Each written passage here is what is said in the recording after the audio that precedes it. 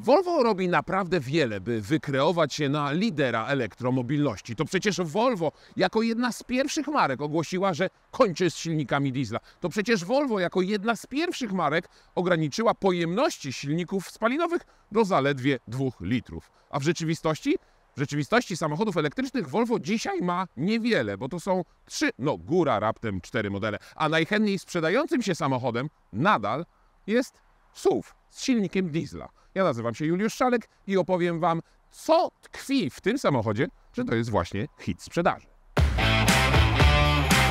Pamiętajcie, że wszystkie nasze testy, a także motoryzacyjne aktualności, porady i rankingi znajdziecie na Motopedii. motopedia.otomoto.pl. Codzienny portal motoryzacyjny. Nowe otwarcie Volvo wcale nie miało miejsca w 2014 roku wraz z pojawieniem się przełomowego i nowego modelu XC90. Było to kilka lat wcześniej, w 2010 roku, kiedy szwedzkie Volvo kupili Chińczycy.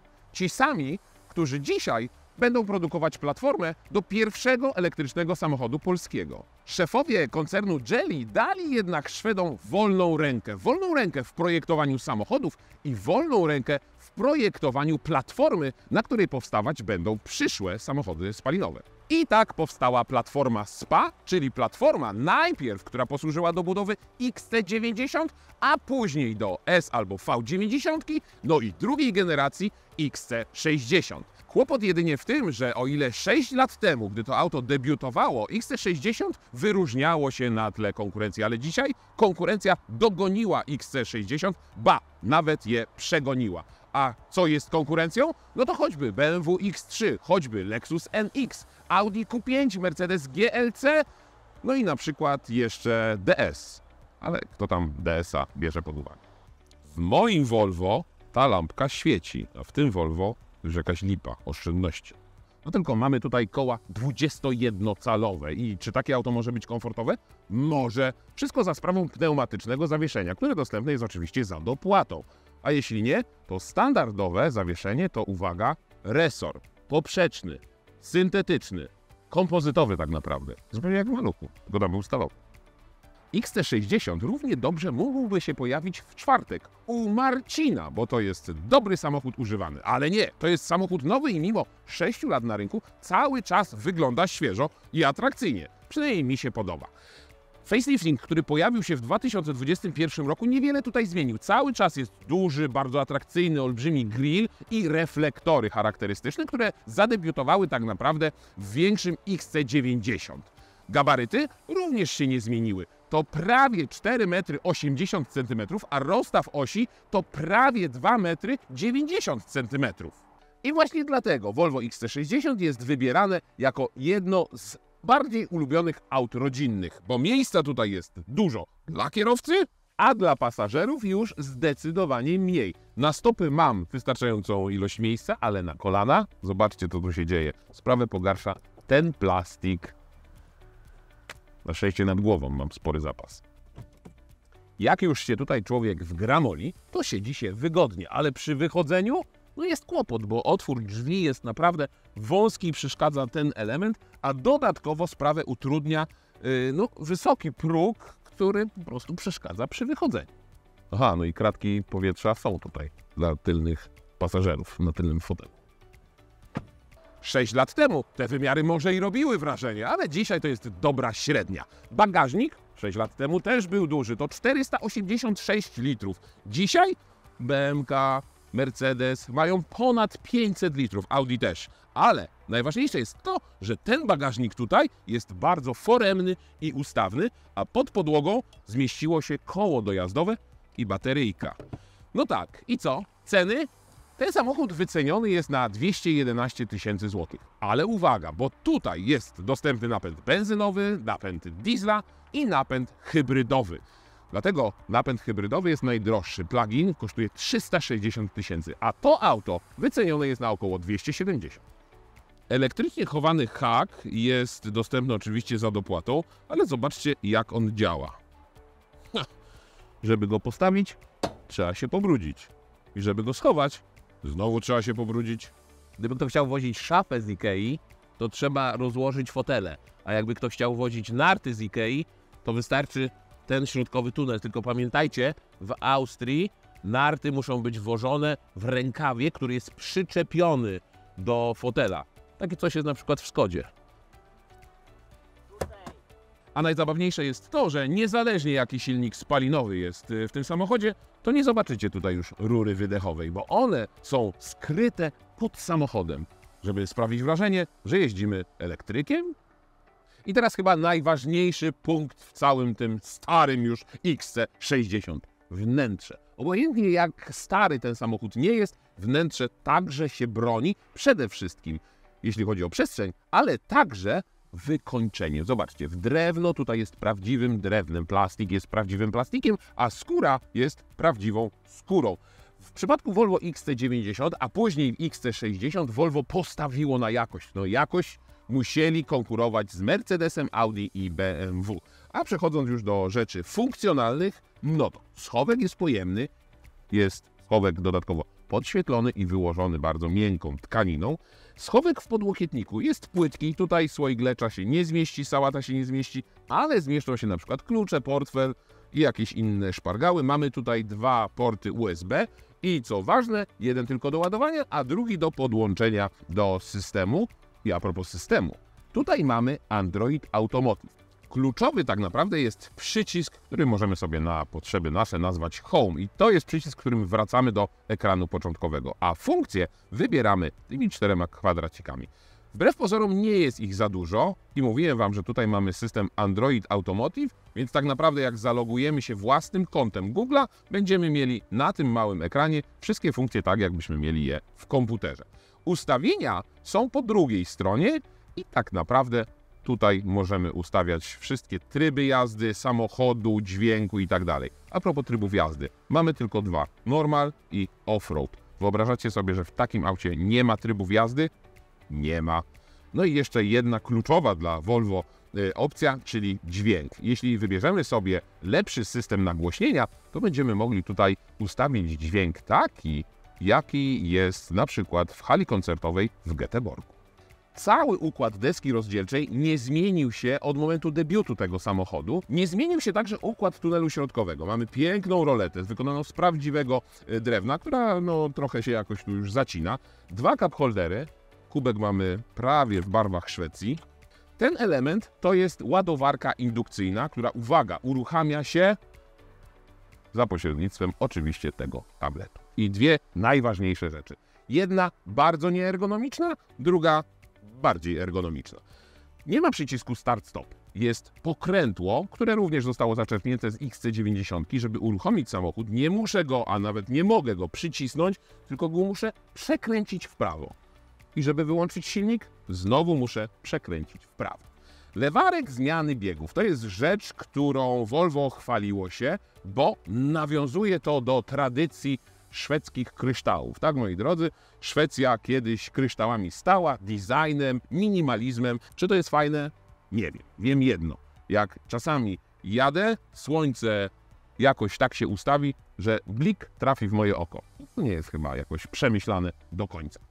Z przodu również mamy ekran zamiast tradycyjnych analogowych zegarów i kłopot jest tylko taki, że w zasadzie nie mamy możliwości na przykład zmiany wyglądu tych wyświetlaczy, czyli po prostu musimy zdać się na to, co w Volvo zaprojektowali. Pomiędzy prędkościomierzem i obrotomierzem mamy oczywiście duże okno, na którym wyświetlają się poszczególne funkcje i na przykład nawigacja. Mało ergonomiczna jest także kierownica, a tak naprawdę przyciski, które znajdują się tutaj po lewej i prawej jej stronie. Po lewej służą do obsługi aktywnego tempomatu, po prawej do wyboru funkcji. One nie są ergonomiczne, nie są bardzo intuicyjne, trzeba się po prostu tego nauczyć. W każdym Volvo i nieważne z jakiej epoki, najważniejsze są przecież fotele. I tutaj też one są wygodne, chociaż w pierwszym odczuciu mogą być nieco zbyt twarde. Ale to jest tak jak z materacami w łóżku. Im twardsze, tym lepsze. Po 600 km uwierzcie mi, że okażą się zbawienne. Gdybym nie miał 198 cm, a na przykład 140, mógłbym sobie usiąść. Mógłbym usiąść sobie tutaj. To jest patent Volvo, który pojawił się jeśli mnie pamięć nie myli, w 960. I to jest super sprawa. Ale normalnie te kanapy też są wygodne, oparcia są wygodne, zagłówek jest na swoim miejscu, chociaż zagłówki są nieregulowane. Tutaj mamy podłokietnik z cup holderami. W niektórych wersjach tutaj na przykład jest jeszcze schowek. I a propos tych schowków różnego rodzaju, zawsze się cieszymy, że o, tu jest schowek fajny, tu jest schowek, tu jest schowek. Tylko po co są te schowki? No nie wyobrażam sobie, żeby tutaj można było coś odłożyć. Tutaj mamy port taki, widzicie, zakamuflowany. Niby to jest gniazdo zapalniczki, a tak naprawdę mamy dwa porty USB. W zasadzie tyle. A co pod maską? Pod maską silniki benzynowe, silniki wysokoprężne, niedługo, ale jeszcze. I oczywiście hybrydy plug-in. Wszystkie te silniki są miękkimi hybrydami, więc tak naprawdę są z rozruszniku-alternatorem o mocy 14 dodatkowych koni mechanicznych. W przypadku silnika B4 benzynowego mówimy o mocy 197 koni mechanicznych. W przypadku silnika diesla to jest dokładnie taka sama moc, ale mamy silnik także benzynowy B5 i wtedy mamy 250 koni mechanicznych. A jeśli mówimy o hybrydach, to mamy albo 350, albo 455 koni mechanicznych. No i jeszcze jedna ważna rzecz. Tylko prawdziwi mężczyźni sięgają do maski Volvo. 455 koni? Tak, bo Volvo jako jedna z niewielu marek liczy sumarycznie moc silnika elektrycznego i moc silnika spalinowego. Czujecie te emocje? Czujecie te emocje? To dobrze, bo ja nie czuję ich w ogóle. Ten samochód od emocji odcina kompletnie. To nie jest samochód, który wzbudza jakieś niesamowite uczucia, który podpowiada mi i jakby oczekuje ode mnie, że będę mocno tutaj wciskał gaz. Nie. To jest zupełnie inny charakter samochodu. Tutaj jest miło, komfortowo, ma być przyjemnie i cicho. No właśnie, i tak skrojone jest i zawieszenie, i praca silnika, i nawet te dodatkowe 14 koni, bo w sumie z silnika diesla, silnika spalinowego mam 197 koni mechanicznych, plus te 14, które są z tego rozruszniku alternatora. Wszystko po to, żeby wyeliminować ewentualną turbodziurę, czyli ten zakres pracy silnika od najniższych obrotów do obrotów, w których osiąga maksymalną moc, a tak naprawdę maksymalny moment obrotowy, bo tutaj jest ponad 400 Nm i to jest oczywiście charakterystyczna rzecz w przypadku silników wysokoprężnych, a dodatkowo ten rozrusznik-alternator daje nam 48 aż do 60 dodatkowych newtonmetrów. I to jest sporo i właśnie dlatego tym samochodem bardzo przyjemnie na przykład się wyprzedza. Chociaż czas zwłoki skrzyni biegów 8-biegowej, automatycznej jest spory i trzeba do tego przywyknąć. Pomiar przyspieszenia w takim samochodzie to przykra konieczność. No ale cóż, 8.3 podaje producent, lewa noga na hamulcu, pełen gaz, trochę napompowałem to auto, bo tutaj nie ma żadnego trybu sport. No więc, jeszcze nie, już. I co? 9,6. To słaby wynik, bo o ponad sekundę gorszy od tego, co podaje fabryka. No ale umówmy się, Volvo XC60 sportowym samochodem nie jest. Komfortowe też jest zawieszenie, ale jest jeden warunek. Musi być równa droga, bo jeśli pojawiają się poprzeczne nierówności, no to zaczyna to zawieszenie tak trochę nerwowo podskakiwać. Ono nie jest harmonijne i to czuć po prostu na wszystkich nierównościach. Komfort przez wszystkie odmiany K, czyli 90 km/h i zobaczymy, jak to jest cicho. 60,1 to całkiem niezły wynik. A ile jest przy 140? No ale tak naprawdę najistotniejsze przy wyborze tego rodzaju napędu jest niskie zużycie paliwa. Tak, mówię z premedytacją niskie, bo ono jest naprawdę niskie. Zaskakujący może wydawać się także zasięg tego samochodu. No tak, tylko z jednej strony niskie spalanie, z drugiej strony 70-litrowy zbiornik paliwa. No to trudno się dziwić, że po zatankowaniu mamy zasięg ponad 1000 km, a do Paryża z Warszawy jest 1200 chyba. No tak, ale jeśli przyciśniemy pedał gazu, jeśli będziemy jeździć szybciej, czy to spalanie jakoś drastycznie będzie rosło? No nie, a wszystkie dane sprawdzicie sobie w tabelce. Tak jak już Wam wspominałem, ten samochód ma 6 lat. 6 lat to jest naprawdę w motoryzacji kawał czasu i wiele razy śmiałem się z tego, że poprzednie, pierwsze XC90 produkowane było tak naprawdę przez 14 lat, jeśli dobrze pamiętam, przez 14 albo nawet 16 lat. No ale w tym czasie zmienia się naprawdę wiele, zmienia się obraz motoryzacji i zmieniają się systemy, które mają czuwać nad naszym bezpieczeństwem. I Volvo chce być i zawsze chciało być pionierem w tej dziedzinie, ale mam wrażenie, że tutaj trochę Volvo przespało moment, bo oczywiście jest aktywny tempomat, oczywiście są systemy, które wykrywają i mają ograniczać nawet ryzyko zdarzenia, no ale drażni mnie na przykład to, że system, który utrzymuje ten samochód w pasie ruchu, nie potrafi wycentrować tego samochodu w pasie ruchu, tylko niestety odbija się od lewej do prawej.